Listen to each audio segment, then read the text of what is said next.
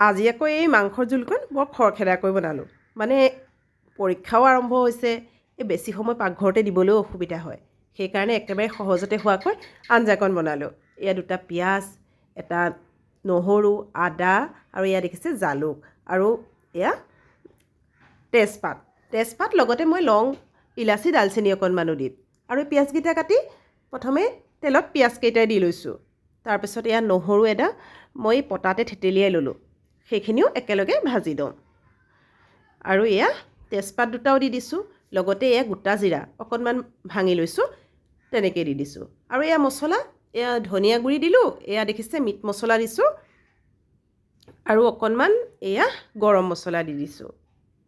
আৰু এতিয়া লাগিব অকণমান হালধি, এয়া হালধিও অকণমান দি এইখিনি একেলগে ভাজি দিম।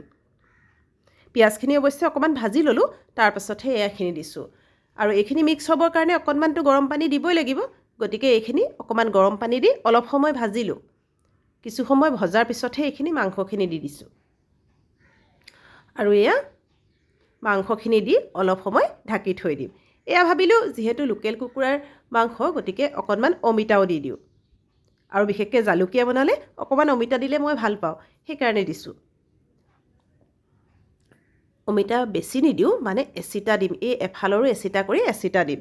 বেছি আকৌ অমিতা হ'লে ল'ৰা ছোৱালীবিলাকে খাই বেয়া পায় নহয়, গতিকে এই টুকুৰাটোকে দিম। আৰু লগত আলু কেইটামান দিব লাগিব, গতিকে এইখিনি কৰি থাকোঁতে আকৌ মাজে মাজে লৰাইও আছোঁ। এয়া ধৰি যায় বুলি লৰাই আছোঁ, কিন্তু ধৰি যোৱা নাই। ধুনীয়াকৈ পানীখিনি ওলাই সিজি আছে, গতিকে আৰু অলপ সময় সিজক, মই এইখিনি পাচলিখিনি ৰেডি কৰি লওঁ।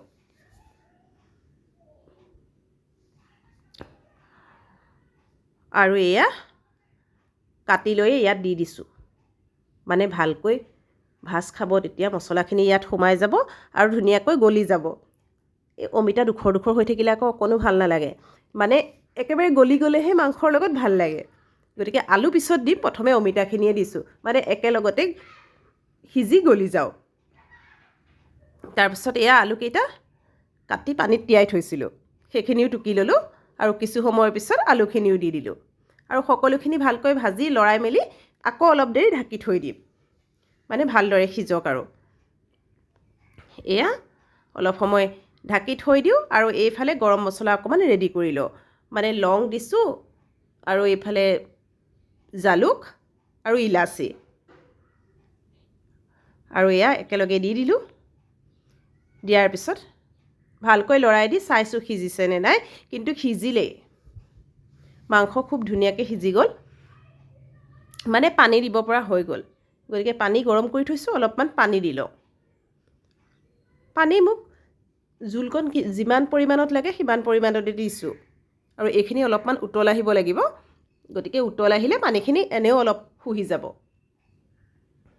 গতিকে আকৌ ঢাকোন মাৰি কিছু সময় সিজাই ল'ম, তেতিয়া আলু চালুখিনি খুব ধুনীয়াকৈ সিজি যাব। কাৰণ আলুখিনি প্ৰায় মাংস ভজা হোৱাৰ পাছতহে দিয়া নিচিনা হৈছে। আৰু অলপ সময় উতলাৰ পাছত দেখিছে এয়া আঞ্জা আমাৰ ৰেডি হৈ গ'ল। এয়া দেখাতেই জালুকীয়া কালাৰ এটা আহিছে। আৰু এয়া খাব পৰা হৈয়ে গ'ল। মই আজি যিহেতু বনাইছিলোঁ একেবাৰে সহজতে আৰু খুব খৰখেদাকৈ বনালোঁ, মানে বেছি একো আয়োজন নকৰাকৈ, মানে বৰ মেহনতি কৰা নাই, একেবাৰে সাধাৰণভাৱে হোৱাকৈ কৈছোঁৱেই নহয়, আঞ্জাকণ বনালোঁ। আৰু যিহেতু মই আপোনালোকক দেখুৱাই যিয়ে বনাওঁ, গতিকে আপোনালোকৰ লগতো অকণমান শ্বেয়াৰ কৰিলোঁ। Thank you. কেনে লাগিল জনাব।